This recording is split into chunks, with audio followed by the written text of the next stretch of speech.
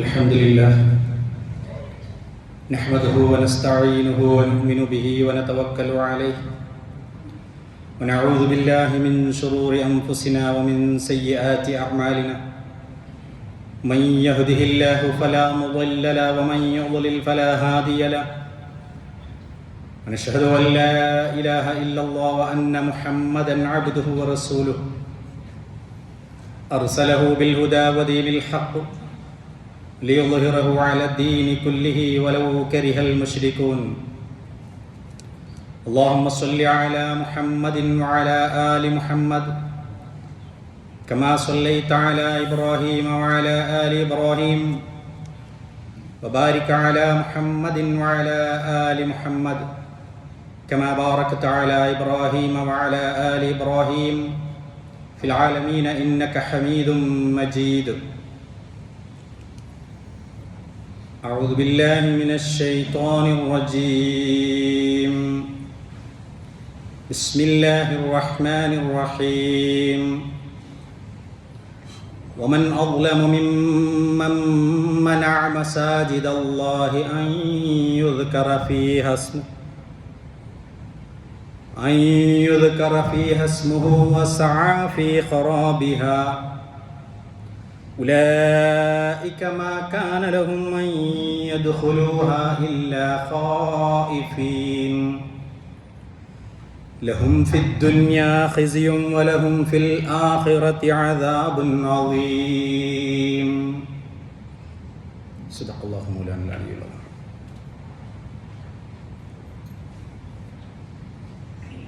أيها الناس اتقوا الله حق تقاته ولا تموتن إلا وأنتم مسلمون. ബഹുമാന്യരായ സത്യവിശ്വാസികളെ, പ്രിയപ്പെട്ട ജ്യേഷ്ഠാനുജ സുഹൃത്തുക്കളെ, സഹോദരി സഹോദരന്മാരെ, അള്ളാഹുവിനെ സൂക്ഷിച്ച് ജീവിക്കണമെന്ന് എൻ്റെ സ്വന്തത്തോടും എൻ്റെ പ്രിയപ്പെട്ട സഹോദരി സഹോദരന്മാരോടും ഞാൻ വിനയപൂർവ്വം അഭ്യർത്ഥിക്കുകയാണ്. അള്ളാഹു അതിന് തൗഫീഖ് നൽകി അനുഗ്രഹിക്കുമാറാവട്ടെ. പ്രിയമുള്ളവരെ, പരിശുദ്ധ ഖുർആൻ സൂറത്തുൽ ബഖറയിലെ 114-ാമത്തെ ആയത്ത്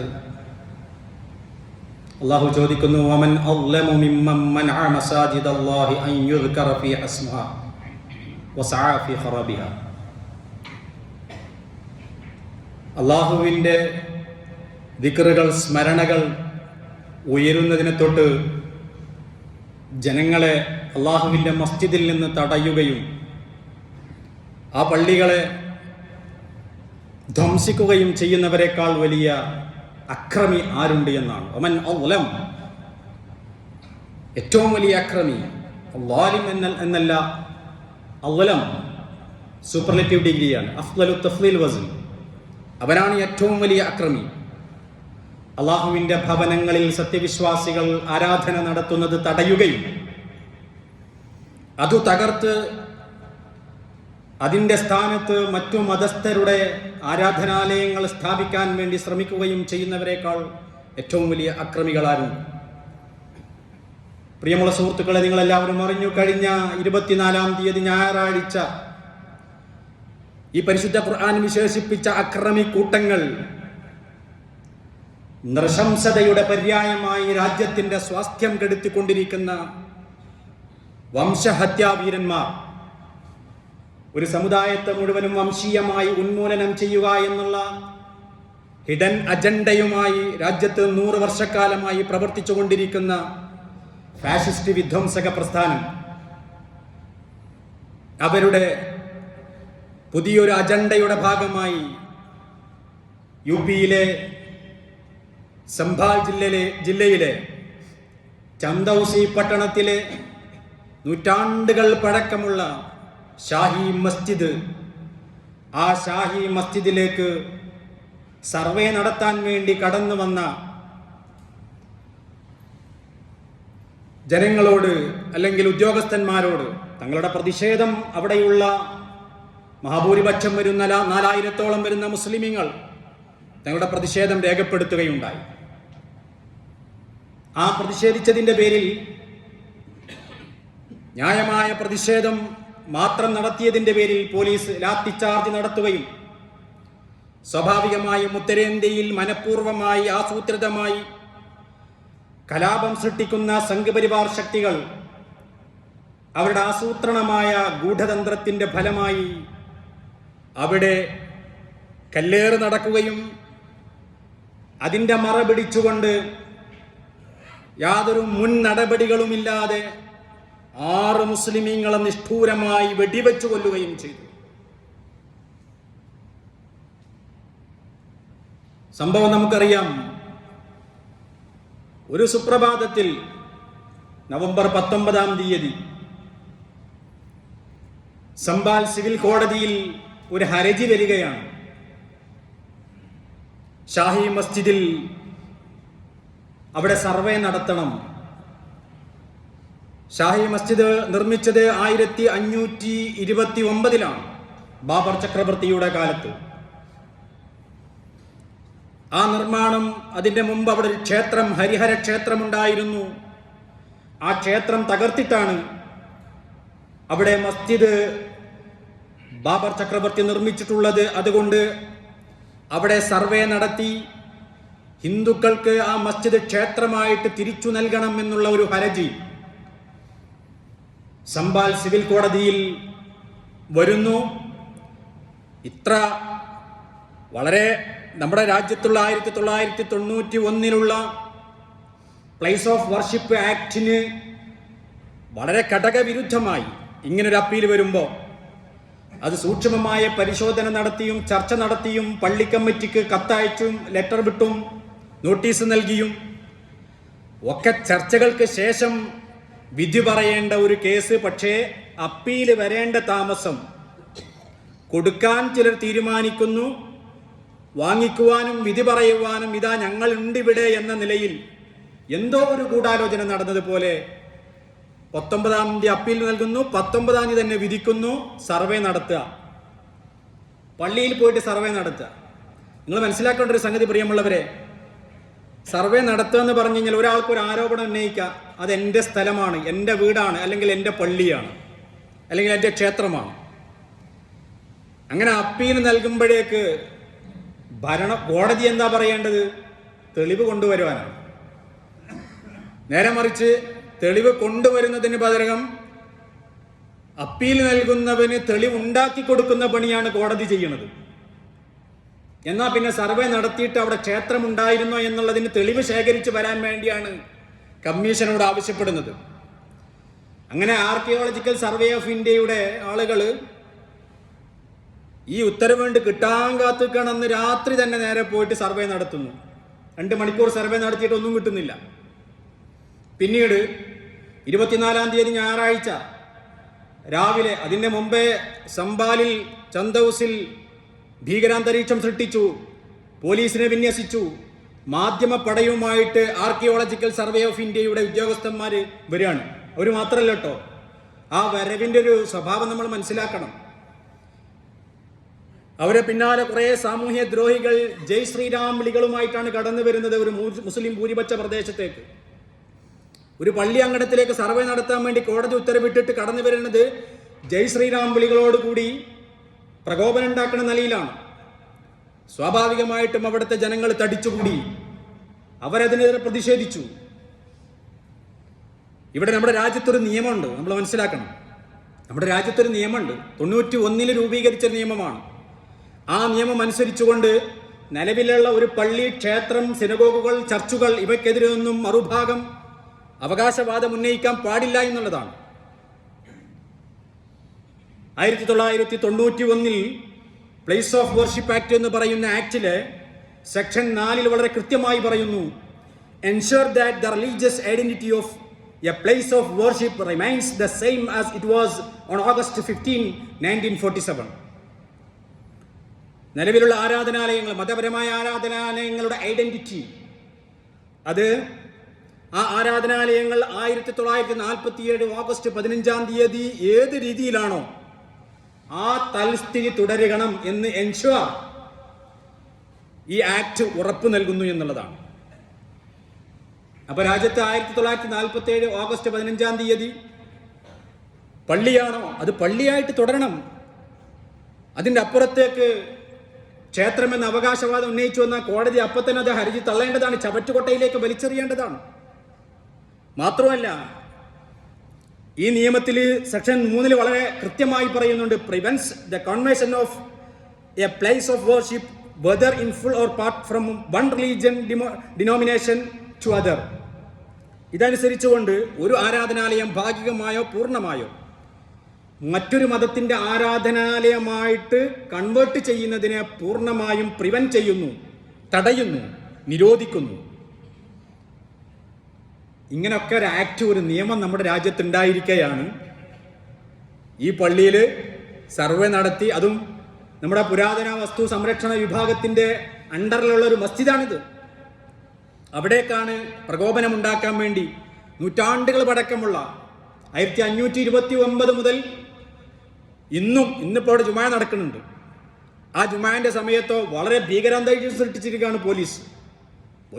വലിയ പോലീസ് സന്നാഹങ്ങൾ, ഭയങ്കരം സുരക്ഷാ സംവിധാനങ്ങൾ, എന്തോ ഒരു ഭീകരന്മാരെ സ്വീകരിക്കുന്നത് പോലെ മെറ്റൽ ഡിറ്റക്ടറൊക്കെ വെച്ചിട്ടാണ് പള്ളിയിലേക്ക് ആളുകളെ കടത്തിവിടുന്നത്. നിങ്ങളൊന്ന് ആലോചിക്കണം, അവിടെ മുസ്ലിങ്ങൾ പ്രശ്നം ഉണ്ടാക്കിയിട്ടില്ല.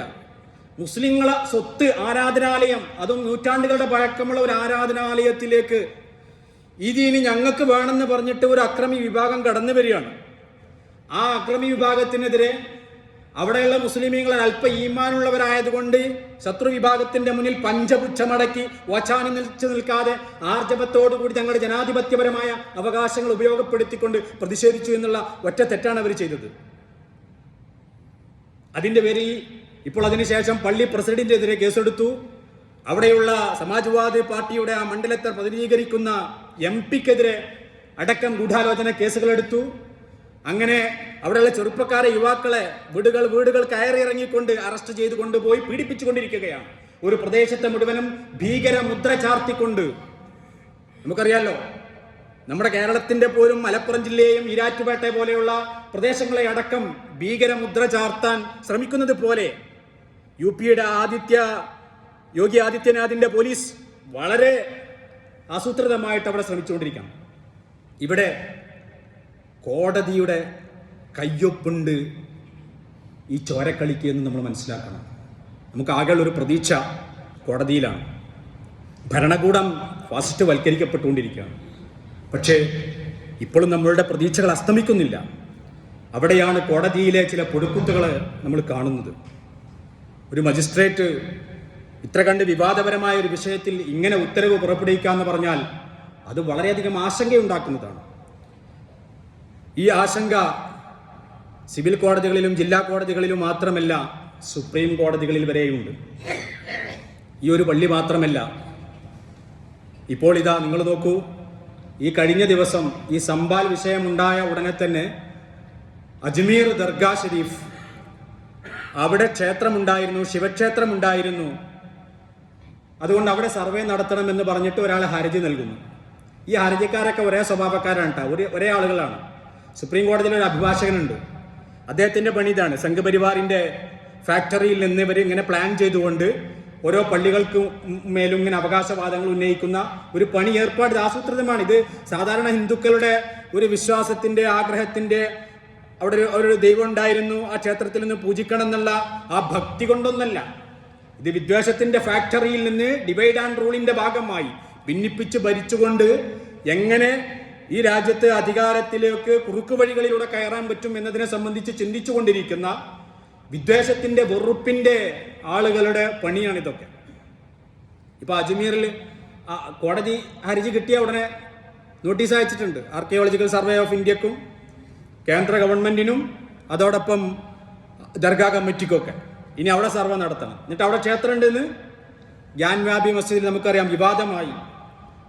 ഇതേ UP-യിൽ തന്നെ ഗ്യാൻവാപി മസ്ജിദിൽ പറഞ്ഞു അവിടെ ശിവലിംഗം ഉണ്ടെന്ന്. സർവേ നടത്തണമെന്ന് കീഴ്ക്കോടതി. അതിനെതിരെ സുപ്രീം കോടതിയിൽ അപ്പീൽ പോയി. പിന്നെ സുപ്രീം കോടതിയിൽ നമ്മുടെ DY ചന്ദ്രചൂഡ് എന്ന് പറയുന്ന വിരമിച്ച ചീഫ് ജസ്റ്റിസ്, അദ്ദേഹത്തിന്റെ ഒരു വിധി വരികയാണ്. ഞാൻ പറഞ്ഞല്ലോ, ഈ ആക്ട് ഞാൻ വെറുതെ പറഞ്ഞാൽ ഈ ആക്ട് നിലനിൽക്കുകയാണ്. ഈ നിയമം ഉണ്ട് ഇവിടെ. ഈ നിയമം 91 ഉണ്ടാക്കിയതാണ്. ഈ നിയമത്തിൽ അന്ന് ബാബരി മസ്ജിദിനെ മാത്രം ഒഴിവാക്കിയവർ. ബാബരി മസ്ജിദിനെ മാത്രം ഒഴിവാക്കാൻ പാടില്ലാത്തതാണ്. പക്ഷേ അന്ന് പാർലമെന്റ് ബാബരി മസ്ജിദിനെ ഈ നിയമത്തിൽ നിന്ന് ഒഴിവാക്കി. എന്നാൽ നമ്മൾ വിചാരിച്ചെന്താണ്, ആ ബാബരി മസ്ജിദ് അങ്ങ് പോയി, ഇനി ബാക്കിയുള്ള മസ്ജിദുകളൊക്കെ നമുക്ക് സംരക്ഷിക്കാമല്ലോ, ഈ നിയമത്തിന്റെ കീഴിൽ ആരും തൊടാൻ വരൂല എന്നാണ്.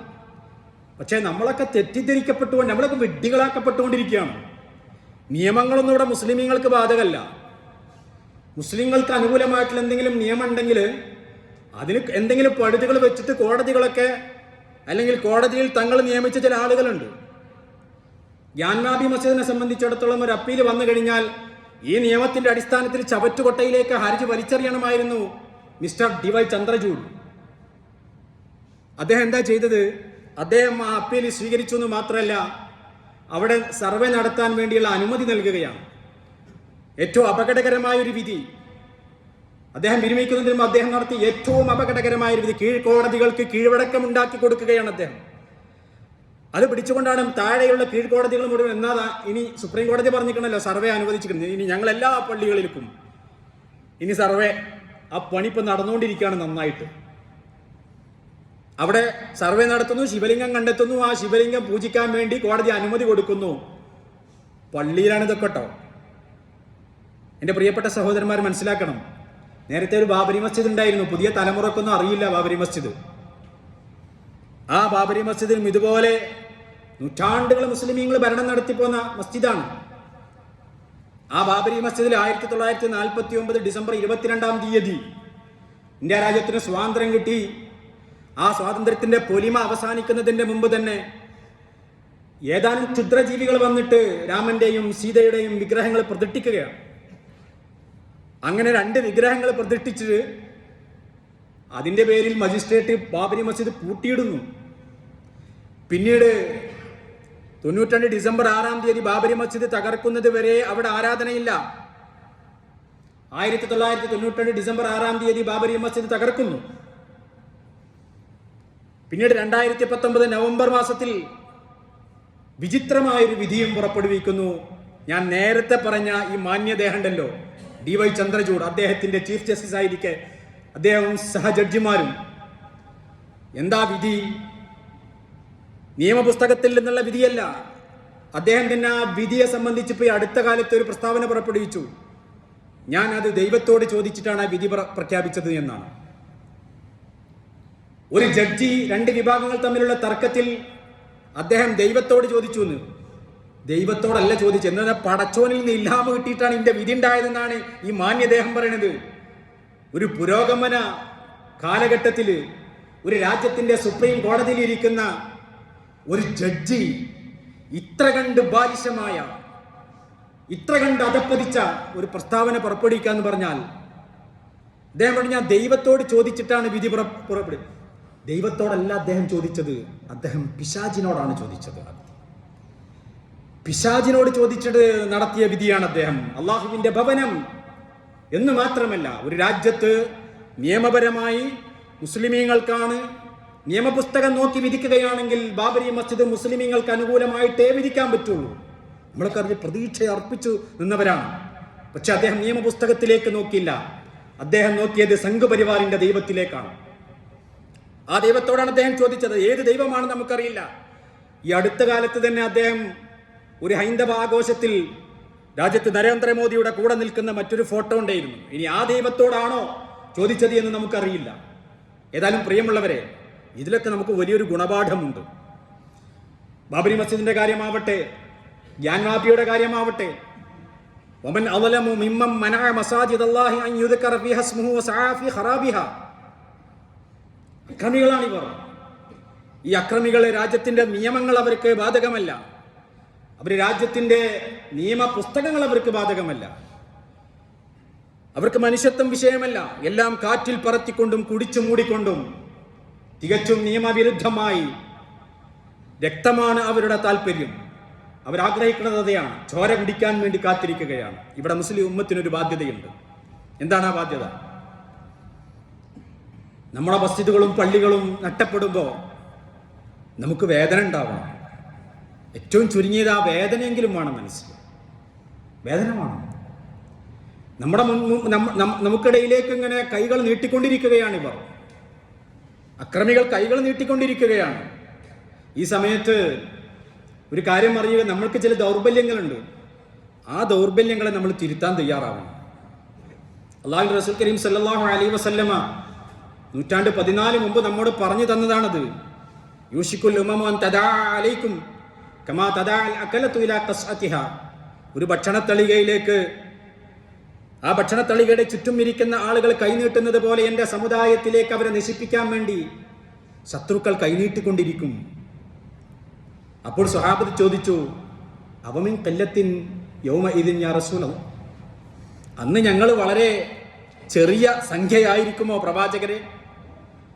സല്ലല്ലാഹു അലൈഹി വസല്ലം പറഞ്ഞു, ബൽ അൻതും കസീർ, നിങ്ങൾ ധാരാളം ആളുകൾ ഉണ്ടാകും.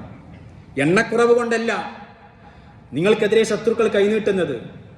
വലാകിന്നകും ഗുസാഉൻ കഗുസാഇസ് സൈൽ. അണ്ടർലൈൻ ചെയ്തുകൊണ്ട് മനസ്സിലാക്കണം എൻ്റെ പ്രിയപ്പെട്ട സഹോദരങ്ങളെ, നിങ്ങൾ മഴവെള്ള പാച്ചിലിലെ വെറും ചണ്ടികളായി മാറിയിട്ടുണ്ടാകും. ഈ ഉമ്മത്തൊരു വടവൃക്ഷം പോലെ നിലനിൽക്കേണ്ടതാണ്.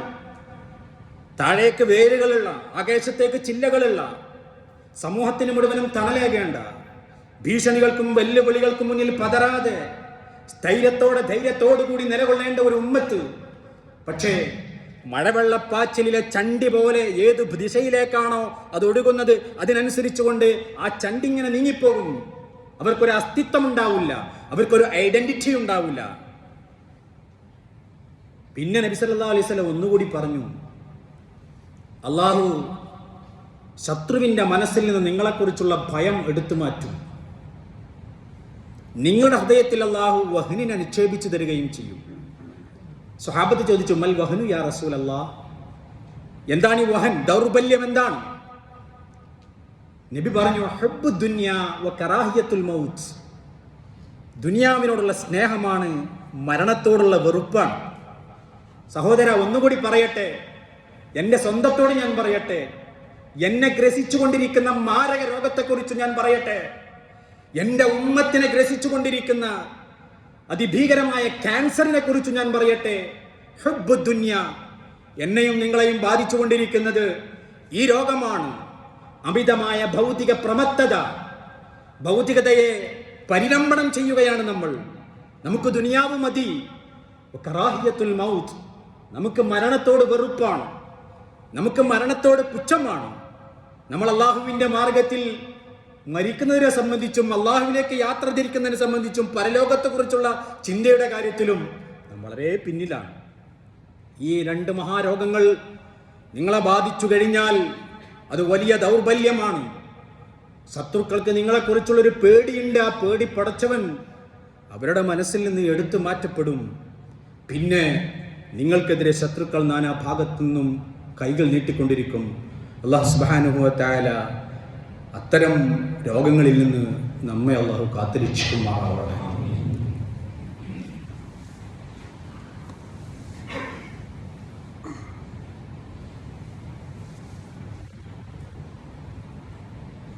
അൽഹംദുലില്ലാഹ് അസ്സലാത്തു വസ്സലാമു അലാ അഷ്റഫിൽ മുർസലീൻ വഅലാ ആലിഹി വസ്വഹ്ബിഹി അജ്മഈൻ. അയ്യുഹന്നാസ് ഊസിക്കും വഇയ്യായ ബിത്തഖ്വല്ലാഹ്. ഇന്നല്ലാഹ വമലായികതഹു യുസല്ലൂന അലൻ നബി യാ അയ്യുഹല്ലദീന ആമനൂ സ്വല്ലൂ അലൈഹി വസല്ലിമൂ തസ്ലീമാ. اللهم صل على رسولك سيدنا محمد وعلى آل سيدنا ومولانا محمد. പ്രിയമുള്ളവരെ, അല്ലാഹു സുബ്ഹാനഹു വ തആല പരിശുദ്ധ ഖുർആൻ സൂറത്ത് തൗബയിൽ 18-ാമത്തെ ആയത്തിൽ നമ്മെ ഉത്ബോധിപ്പിക്കുകയാണ്. ഇന്നമാ യഅ്മുറു മസാജിദല്ലാഹി മൻ ആമന ബില്ലാഹി വൽ യൗമിൽ ആഖിർ വ അഖാമസ് സ്വലാത്ത വ ആതസ് സകാത്ത വലം യഖ്ശ ഇല്ലല്ലാഹ്. തീർച്ചയായും അള്ളാഹുവിൻ്റെ മസ്ജിദുകൾ പരിപാലിക്കുന്നവർ അള്ളാഹുവിലും അന്ത്യദിനത്തിലും വിശ്വസിക്കുന്നവരാണ്. അവർ നമസ്കാരം നിലനിർത്തുകയും ചെയ്യുന്നു, സക്കാത്ത് നൽകുന്നു. അവർ അള്ളാഹുവിനെ അല്ലാതെ മറ്റൊന്നിനെയും ഭയപ്പെടുകയും ചെയ്യുന്നില്ല.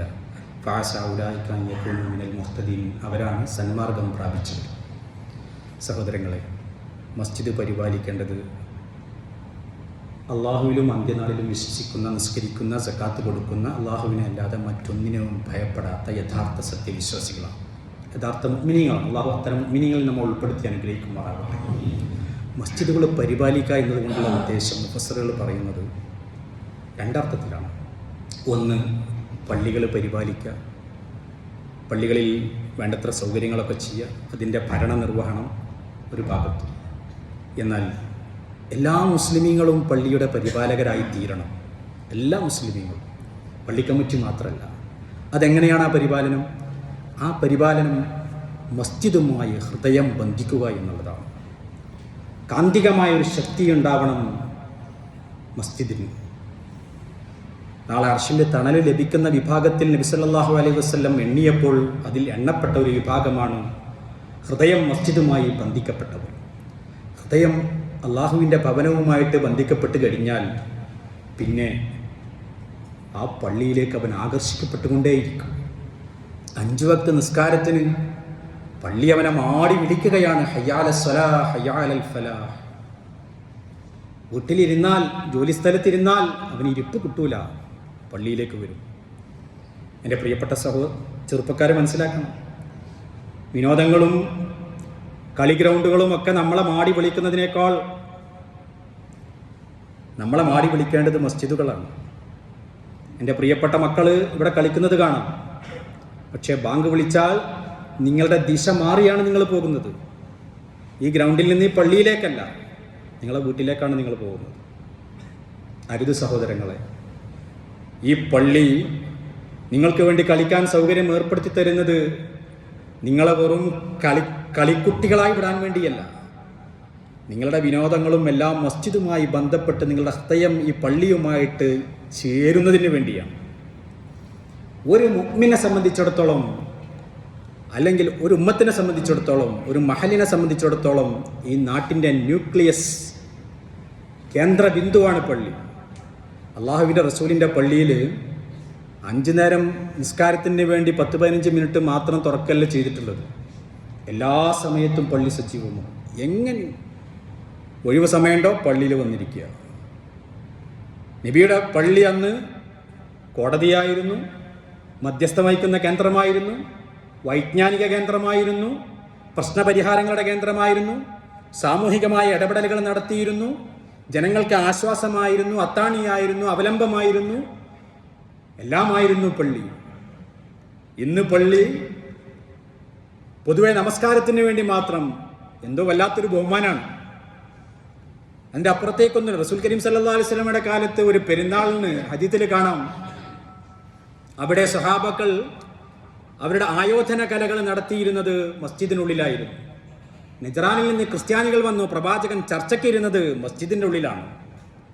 എവിടെയും അള്ളാഹുവിൻ്റെ ഭവനം ഒരു സമൂഹത്തിൻ്റെ സാമൂഹികമായ, സാമ്പത്തികമായ, കുടുംബപരമായ എല്ലാ അർത്ഥത്തിലുമുള്ള അവരുടെ ആശ്രയവും കേന്ദ്രവുമായിരുന്നു എന്ന് നമുക്ക് കാണാൻ കഴിയുന്നതാണ്. താലീമിന് വേണ്ടി പള്ളികൾ ഉപയോഗപ്പെടുത്തുക. നമ്മളെ പല സഹോദരന്മാരിവിടെ ഇരുന്നിട്ട് ദീന് പറഞ്ഞു കൊടുക്കാറുണ്ട്. അത് അവർക്ക് വേണ്ടിയുള്ളത് മാത്രമല്ല, നമുക്കും അതിൽ പങ്കാളികളാകാം, അവരോട് ചേർന്ന് നിൽക്കാം. മസ്ജിദുകളിൽ ജനങ്ങളുടെ ആശ്വാസ കേന്ദ്രമാവാറുണ്ട്, കൂടെ ചേർന്ന് കൊടുക്കാം. പള്ളി നമ്മുടേതാണ്, പള്ളി ആരുടേതുമല്ല. അങ്ങനെ പള്ളിയെ പരിപാലിച്ചു കഴിഞ്ഞാൽ ആ പള്ളി ആരും അന്യാധീനപ്പെടുത്താൻ വരില്ല. അല്ലാഹു സുബ്ഹാനഹു വ തആല പള്ളി പരിപാലിക്കുന്നവരിൽ നമ്മെ ഉൾപ്പെടുത്തി അനുഗ്രഹിക്കുമാറാവട്ടെ. ഹൃദയം മസ്ജിദുമായി ബന്ധപ്പെടുന്നവർ, ശരീരവും മനസ്സും ഹൃദയവും എല്ലാം ഇതുമായി ബന്ധപ്പെടുകയാണ്. അല്ലാഹു സുബ്ഹാനഹു വ തആല അങ്ങനെ നമ്മളെ സ്വീകരിക്കുമാറാവട്ടെ. അല്ലാഹു പള്ളിക്ക് വേണ്ടി ഷഹീദായ ആ 6 ചെറുപ്പക്കാർക്ക് അല്ലാഹു ഷഹാദത്തിന്റെ പ്രതിഫലം നൽകി അനുഗ്രഹിക്കുമാറാവട്ടെ. അല്ലാഹു അവന്റെ ഭവനങ്ങളെ മുഴുവനും കാത്തുരക്ഷിക്കുമാറാവട്ടെ. ശത്രുക്കളുടെ കുടിലമായ തന്ത്രങ്ങളിൽ നിന്ന് അല്ലാഹു ഉമ്മത്തിനെയും ഉമ്മത്തിന്റെ ദീനീ സ്ഥാപനങ്ങളെയും അല്ലാഹു കാത്തുരക്ഷിക്കുമാറാവട്ടെ. പ്രിയമുള്ളവരെ, രോഗം കൊണ്ട് ബുദ്ധിമുട്ടുന്നവർ, കളരിപ്പറമ്പിൽ സലീം സാഹിബിന്റെ മകൻ ഹസൻ കഴിഞ്ഞ ദിവസം ആക്സിഡൻ്റായി. അദ്ദേഹം വലിയൊരു ഓപ്പറേഷന് വിധേയമായി ഇപ്പോൾ ഹോസ്പിറ്റലിലാണ്. അതുപോലെ ചൗതിപ്പറമ്പിൽ മൻസൂർ സാഹിബിൻ്റെ ഭാര്യ, അവരും വളരെ പ്രയാസത്തിൽ, മാരകമായ രോഗത്തിന് അടിപ്പെട്ടുകൊണ്ടിരിക്കുകയാണ്. അല്ലാഹു സുബ്ഹാനഹു തആല ഇവർക്കൊക്കെ ആശ്വാസം നൽകുമാറാവട്ടെ, രോഗങ്ങൾക്ക് ശിഫാ നൽകി അനുഗ്രഹിക്കുമാറാവട്ടെ. അവൻ്റെ തൃപ്തിയിലായ അല്ലാഹു ദീർഘായുസ്സും ആഫിയത്തും നൽകി അനുഗ്രഹിക്കുമാറാവട്ടെ. അല്ലാഹുമ്മ ഗ്ഫിർ ലിൽ മുഅ്മിനീന വൽ മുഅ്മിനാത്ത് വൽ മുസ്ലിമീന വൽ മുസ്ലിമാത്ത് الأحياء منهم والأموات إنك مجيب الدعوات يا قاضي الحاجات. اللهم أعز الإسلام والمسلمين وأذل الشرك والمشركين. اللهم دمر أعداءنا وأعداءك وأعداء الدين. اللهم شتت شملهم وفرق جمعهم وزلزل أقدامهم يا رب العالمين. اللهم انصر جيوش المسلمين. اللهم انصر جيوش المسلمين في فلسطين ولبنان. اللهم أعزنا ولا تذلنا. ربنا آتنا في الدنيا حسنة وفي الآخرة حسنة وقنا عذاب النار. اللهم أجرنا من النار. اللهم أجرنا من النار. اللهم أجرنا من النار. ربنا تقبل منا إنك أنت السميع العليم وتب علينا إنك أنت التواب الرحيم. عباد الله